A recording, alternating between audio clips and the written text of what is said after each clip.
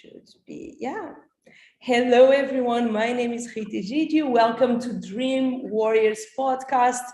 I am starting my week full of power, and I have as guest Cindy. Do you want to take the microphone and unapologetic tell us who you are, what you do, what are your superpowers, and where you're based?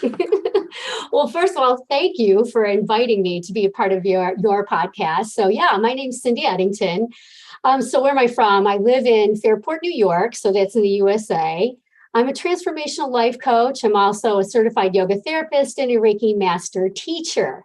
So those are my passions. A little bit more background. I spent 30 plus years actually working in the pharmaceutical realm.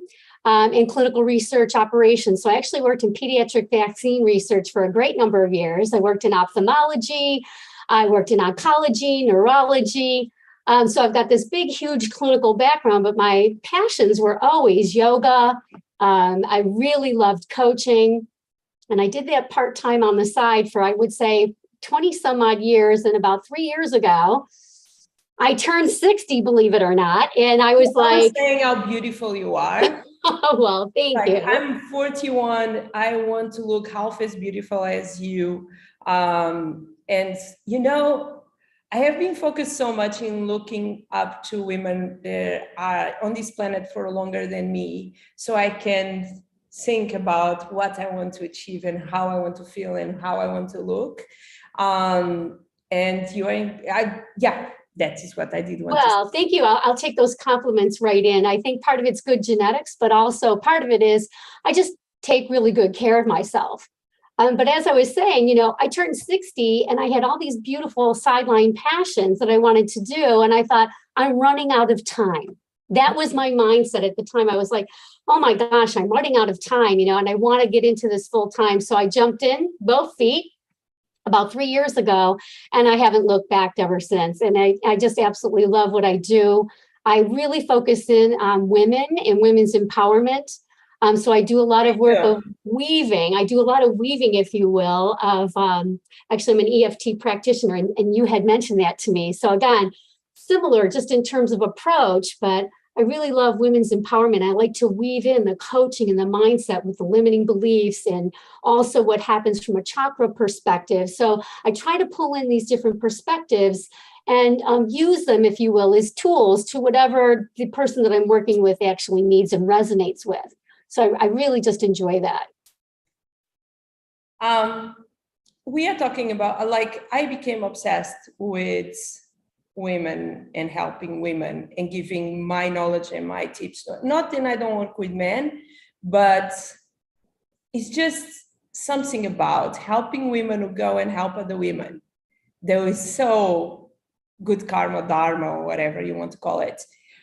I have been finding that women who are coaches or healers, 90% of them, or I'll say all of them, went through some trauma, some sexual trauma, physical trauma, abusive.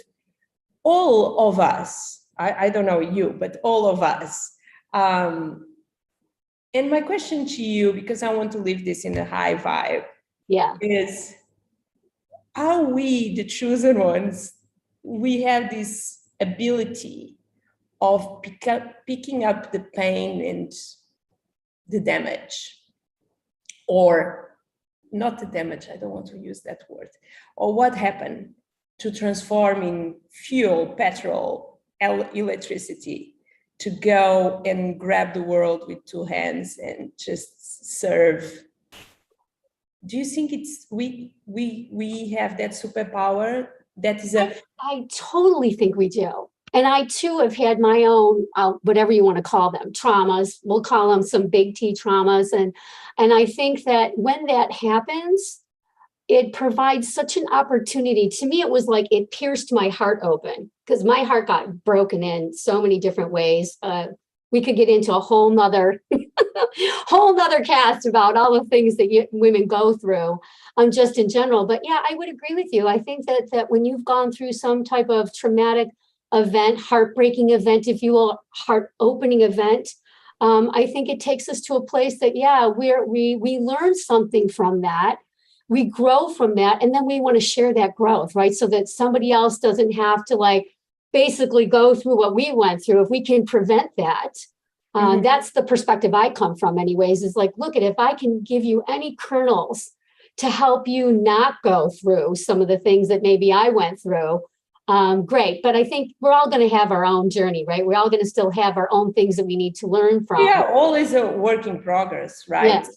And do you believe then women around 40, 35, 40 plus, whatever, do you believe we have something in our brain? Point one, we don't care so much with other people say or think, but do you believe we have a moment then we say, okay, I want more for life?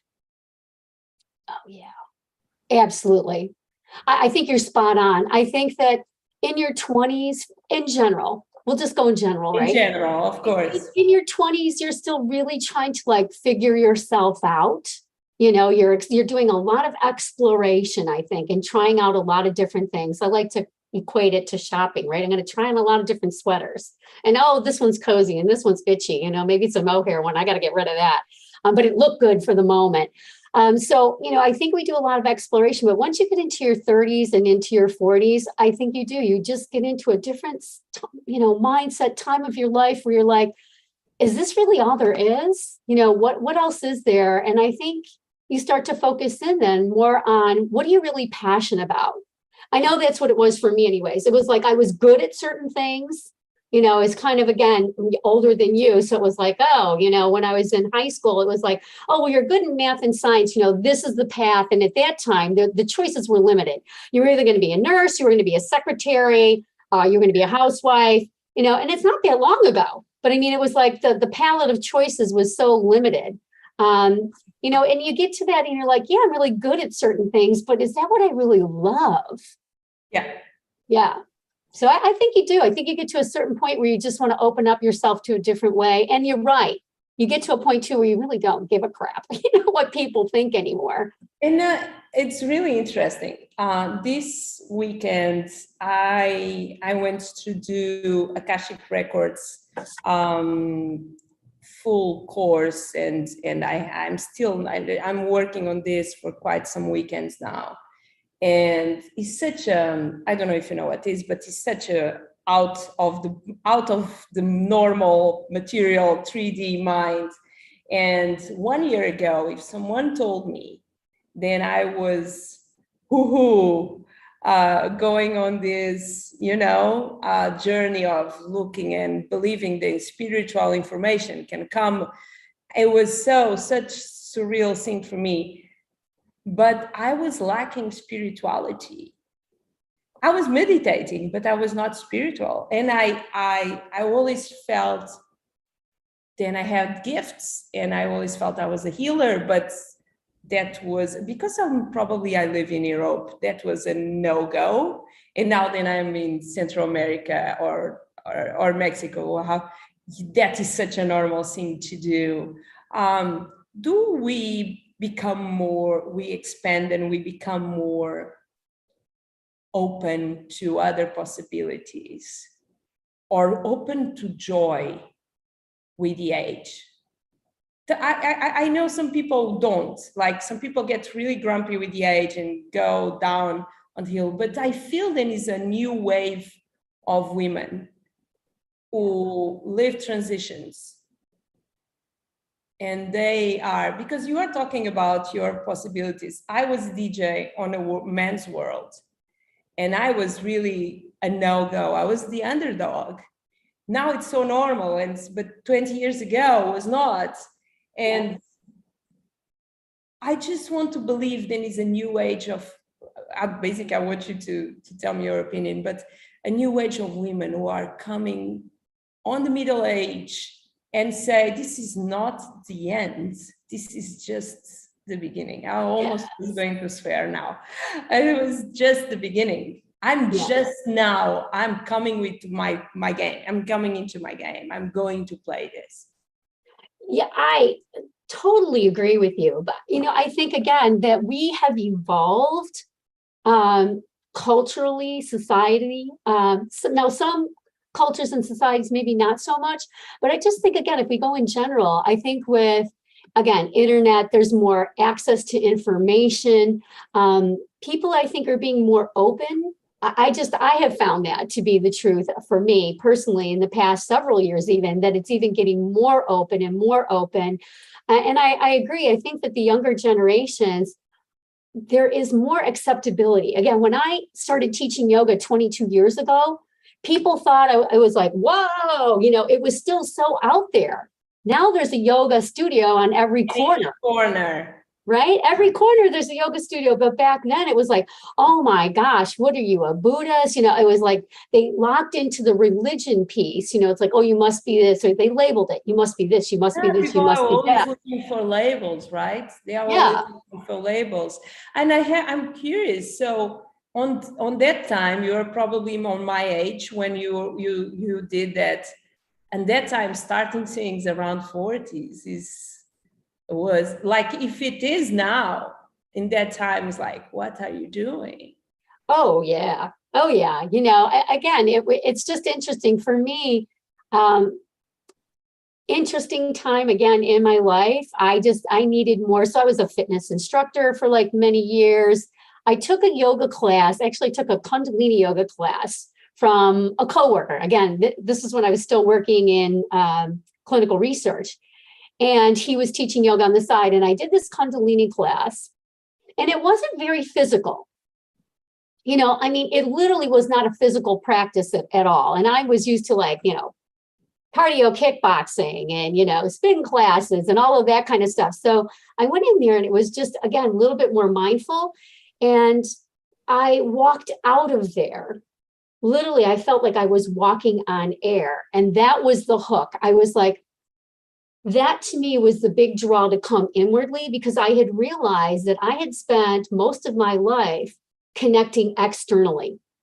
So it was like, what was the next thing outside of myself that I was going to try to bring in to bring joy into my life? And with that one class, I realized that I was like, oh my God, I need more yoga in my life. And so I went down a yoga path. And for me, that was just, it was mind blowing, to tell you the truth, because it opened up so much for me. And that's when I think for me at 40, when I gained my real spirituality, and it wasn't just the meditation, it was just a different kind of feeling. And it opened me up to say, okay, I can connect in a completely different way than I've ever connected before. And I felt so much more at peace with myself. Because before I was always trying to prove something to my parents, whoever, all the programming that we get early on, right? All of that generational programming, the institutional programming, societal programming. Being a And for woman. me, yeah, and especially for women, we have so many negative messages that we are handed down. It's really, phenomenal how any of us kind of break through any of that. But that to me was the big, okay, there is something here that I needed to go on my own journey, so to speak. Let's talk about what you do. So what kind of women do you serve? Well, I really like to serve success-driven women. Because again, having been in that mindset, so I really like to work with them and women entrepreneurs. I like to work with older women. Again, 35 and above. Most of my women that I connect with are actually my women as well. Right. They're mostly 40, 50, 60 somethings at this point, where they're like, oh my gosh, I can't believe that, they'll say, I've wasted so many years. I'm like, You did not waste it. But you did not waste it, right? You did not waste it. It's when you're ready, right? When the student is ready, the teacher appears. I really do believe in that philosophy that when you're ready to open yourself up, you're going to find the right teacher for you to take you to your next level. So it's just interesting. But yeah, I work with all different kinds of women, but mostly I would say women that are kind of success driven in somehow working in the working world. I'll put it that way. Uh-huh. Yeah. Sounds good. And what kind of offers? So what kind of, if I arrive to you, what kind of options do you have? I want to unapologetically advertise what you do. Okay. Well, right now I offer actually a 6-month women's empowerment program, and it's actually chakra based. So I do a deep dive on the first 4 chakras. So if you don't know what a chakra is, you're not a yogi person, don't worry. You don't need to know. You can call them power centers. But I focus in on literally the first 4 chakras, which is all about the programming we receive from like 0 to 7 years of age. So that it's all of the, again, this is where all the limiting beliefs come in. And so we do a lot of work around that. I use EFT, we use tapping. So I'll do lessons, right? So we do tapping to like work through some of the blocks. So to me, it's all kind of like interwoven and interconnected. So I'll do that. I will work in some breathing techniques. I'll work in some guided meditation, but I literally have like 12 specific lessons, 3 lessons per each of the first 4 chakras that we work through. And we basically bust through the blocks, so that you can come into a very calm, centered place, so you can have your confidence rise, right? Our second chakra is all about how do we express our needs and wants and passions. And a lot of times when we grow up in the house of blame and shame is that shadow side, will literally knock down our confidence. So we work on that. And then we work on third chakra is all about our personal power, right? So coming in, having that courage to take the bold action that we need to take. And then fourth chakra is all about self-love. What is your opinion about the quantum fields? The what field? The quantum fields. Taking quantum leaps, quantum jumps. Yes. I'm not as familiar with that, to be honest with you. I haven't done a lot of research on that, but certainly I believe that there are quantum leaps that can happen. Mm-hmm.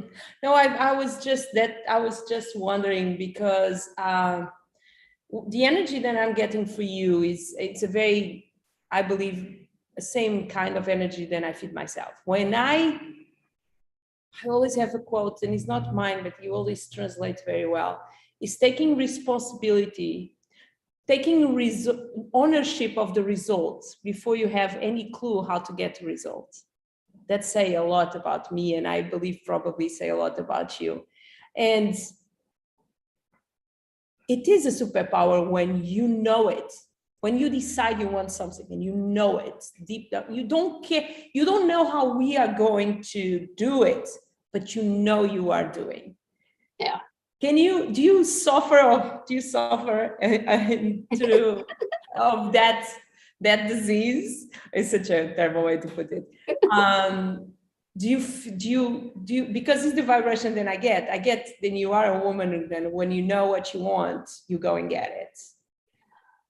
I do, but I'm not so locked into what the outcome needs to look like. Okay. I used to be very hooked into that, like it had to be a certain way. Now it's just, I go with the flow more. I'll put it that way. If something really resonates with me, I'll go down that path. I don't know the how at all. I don't know how it's going to happen. I just do a lot of trusting now. So I literally trust that the universe is going to guide me to the next person that I need to meet, or I'm going to get an inclination, like your intuition. I trust my gut and intuition more than I ever have in the past. So that's the guiding light. You work less on I do. I work less. You let more with the universe. I just let it come into me. I was going to fly to Colombia. I traveled the world thousands of times. I consider myself an expert in traveling and finding tickets. And I was going to, 15 days ago, I was going to Colombia, and I never lost a flight in my life. I was on the airport of Cancun, and a lot of things did happen, and I did not went to Colombia. And then I finished on an island in front of Cancun that I loved, in Isla Mujeres. And I remember to think about, like, I did my best. I was in time. I just forgot certain documents from immigration that I did need, and then it was too late to go again. It was a queue on security, and I just felt I could not do anything. So the universe or God or goddess or whatever is a source is guiding me to be here. And it's really interesting because I found a Portuguese girl there where we talked, and she lived in a place where I really want to move. And, you know, so I totally understand you. So what is next for you? Wow, that's a really good question. What is next for me? You know, just to continue to expand. To me, you know, it's just to continue to grow. I truly believe that, you know, I want to grow my business, you know, as I think we all do. I'm just so passionate about it. I want to share as much as I possibly can with as many women as I can, but to grow myself too. You know, I think that the way that you actually grow in your business is to constantly grow yourself. I truly believe that if we're not growing, we're either stagnating or dying in some way. And so that I don't know what it looks like just yet. I have no idea what it looks like, but I know that's my intention, is to keep going and keep growing. And whatever that needs to look like will unfold in the times that it needs to. Nice. How can people find you?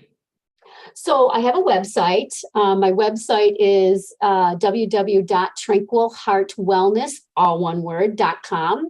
Okay. I'm on Instagram, so at Tranquil Heart Wellness. Or I got a Facebook business page too. All of them are Tranquil Heart Wellness, so you can find me there.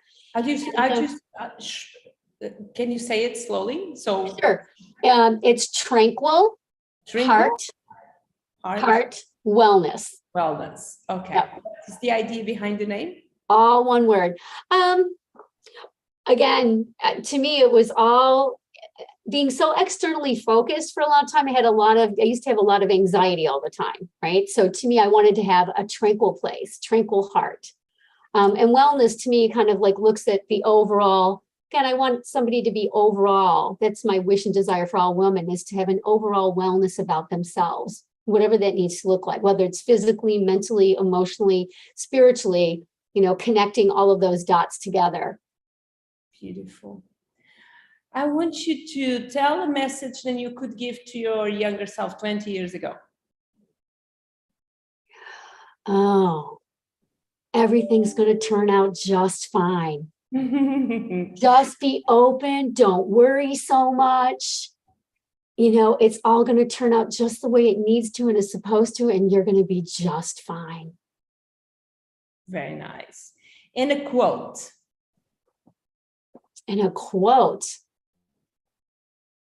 Yeah. And a quote. My gosh, there's so many things that you can say here. Be true to you. Be true to you. Nice. And why should people listen to this podcast between me and you? Well, you have two fabulous women here sharing some really great, fabulous, you know, ideas, things for people to maybe think about, especially women to think about, to really, you know, look at themselves and see where are they in their journey, and maybe they'll grab a little kernel, something that resonates with them, whether it's you, whether it's me, something that can take them to their next step. So yeah, why not?